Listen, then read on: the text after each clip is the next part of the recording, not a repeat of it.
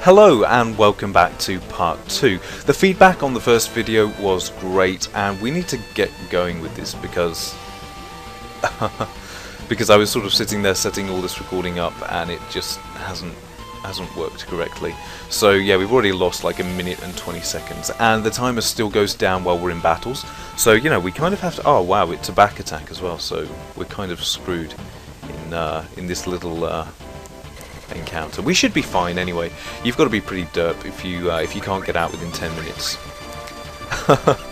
Just watch me not manage to get out in 10 minutes now. Oh, and a miss! Wow, it's kind of rare to miss on these things because they have like 1 defense. So yeah, Barrett's already had his limit twice. These guys are really teaming up on him. We haven't had a single time on Cloud. He's getting raped. So as for the other games you guys have suggested, there are tons of them and I couldn't even begin to list them all. But I'm gonna, you know, be always looking back through the comments and I'm going to try and play as many of them as possible. Obviously I can't really play more than 2, maybe 3 games at a time, but you know, I'll try to play through as many games as possible. As for Crash Bandicoot, I will be playing Crash Bandicoot 2. I understand that Crash Bandicoot 2 isn't as good as Crash Bandicoot 3. Shit! Another battle. This is great. Oh, we have a preemptive attack this time. Okay. And 5 enemies. That is just fantastic. It's really going to make it difficult for me. This could come right down to the wire.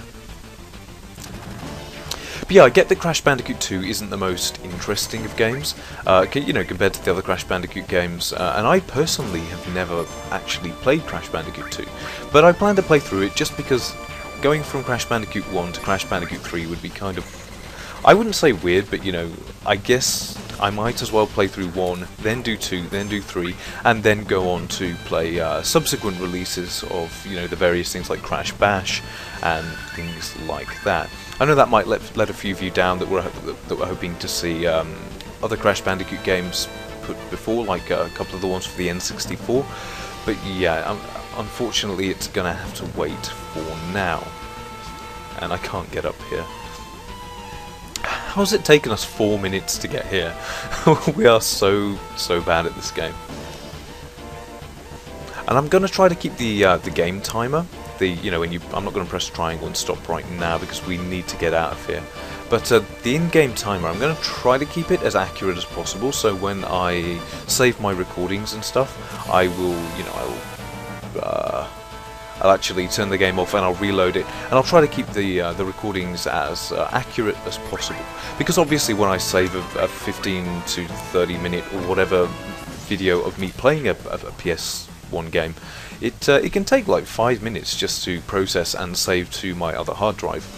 I don't save video to my main hard drive, I save it to a terabyte external hard drive, you know, make sure there's plenty of space and all that, just in case it ends up being a long video or what have you. Yeah, a lot of people say the polygons in Final Fantasy VII look a bit, you know, they don't do the game justice, and yeah, I understand that, but I need to talk to you, do I? There we go. And you know, they do look a bit basic, but to be honest, like, I think they're cute. I really do think they're cute. You know, they could be a little bit better. I mean, I get that the character hands are not. Is this a scene? Yeah, it's a scene. Go, Stokey. I can actually call Cloud Stokenut now. That's so great. I've always wanted to be able to call him Stokenut, but you know, never been able to. Obviously, there's so much of these little video scenes in Final Fantasy VII, which, you know, they're fairly good detail, and you can just imagine how much disk space they would take up on original Final Fantasy games. So these reactors, for, you know, those of you that might not also know the backstory, they're called Mako, we'll call it Mako reactors, and the way they work is they suck out energy from the planet's life force. It's called the life stream. And I guess that's like the spirit energy of the planet, and they are special machines that the Shinra have developed, and they suck the energy out and they use it and they convert it to electricity. They obviously make a ton of money off of that. Money in this game is called Gil, that's G-I-L, as with most Final Fantasy games, I believe. believe it's called Gil in most Final Fantasy games. But yeah. As you can see, we're obviously in the what is called the slums of Final Fantasy VII. This is where all the poor people live. You know, they live below a sort of... This is Ares, by the way. Oh, she doesn't have a name yet, but yeah, she's just Flower Girl at the moment. We didn't actually meet her properly yet, you know, not formally. We actually come back here near the end of the game. It's kind of interesting, actually, but you know, I'm not going to go into why we come back here or what happens when we come back here, but yeah. Oh, I remember this part, and then we come down and there's more of them, and it doesn't really make any difference if you do these particular fights. So, where's Barrett gone? What a cunt, he's just leaving me. Yeah, I'm just going to leave these fights because they're not particularly... They're not actually necessary to progress in the game. It's just going to drag the video out. And I want to avoid the videos getting too long. Da da da da da da da da. I love that noise. It's not noise, gosh. Music later. See, if you just select later and you just leave them, you sort of run over here. Then there's these ones. You select later, and we just sort of get boxed in. But oh, lucky for us, just in time, a train comes and we're able to jump on it. Could you imagine if that train hadn't come? You know, the whole game wouldn't have existed. How fortunate, you know, little things like that happen in games that if they hadn't happened, you know, the whole storyline for the next 50 hours of gameplay simply wouldn't have happened.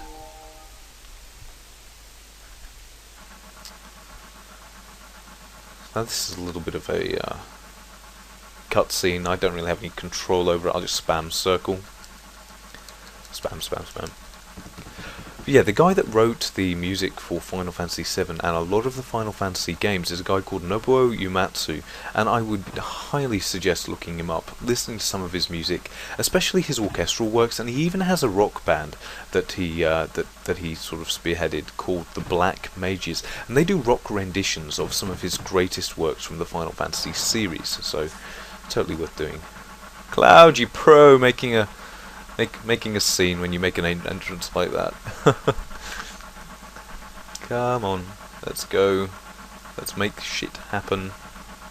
I think this will be a bit of a long segment actually, because I know we have to do a bunch of crap on the train. But yeah, besides this, I think, I don't know, I'd really like to just do Crash Bandicoot 2 next. I know I've sort of mentioned it in my last video, but I've got it downloaded, I've got it all set up and ready to play. But I might do Spyro the Dragon instead. A lot of you have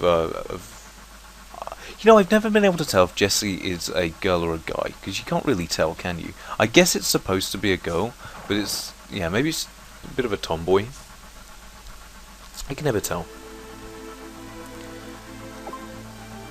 Yeah, Spyro the Dragon. I know there's several different Spyro the Dragons, and I think a lot of you, when you mention Spyro the Dragon, I can't tell which one you mean. So I don't know which one. I'll probably start with like the original, and then I'll do Spyro 2 and whatever. But yeah, I've only ever played the demo for it, so I think I'll start with the original one. I'm not sure if I'll do it next, or if I'll do it actually even anytime soon. But we'll get it done pretty soon. So what do? Don't remember who we exactly have to talk to. Jessie. No, to be honest, I don't want to look at this with you, but you know, I have to forward the game, so yeah, let's just look at it, whatever. This kind of explains the city to you a little bit. You know, the top plate is 50 meters, a main support structure holds up the plate in the center, and there are other support structures built in each section.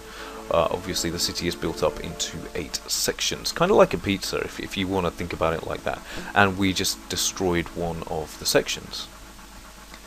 So obviously the Shinra is not too happy with us, and they're obviously looking for us. I don't know if they sort of know it's us or whatever, but we do a pretty good job of like completely avoiding them.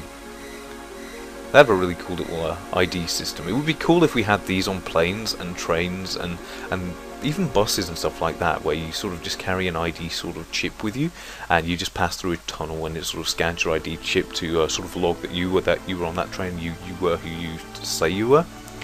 I don't know, that would save a lot of problems, especially at airports when you're trying to get onto a plane and all that. If you just had a little ID chip with you, yeah, it would make life a lot easier. Not sure how it would work exactly, but you know, it's an idea for, mind you, something like that probably will happen, but not in this century. I don't think. I'll be long dead by then.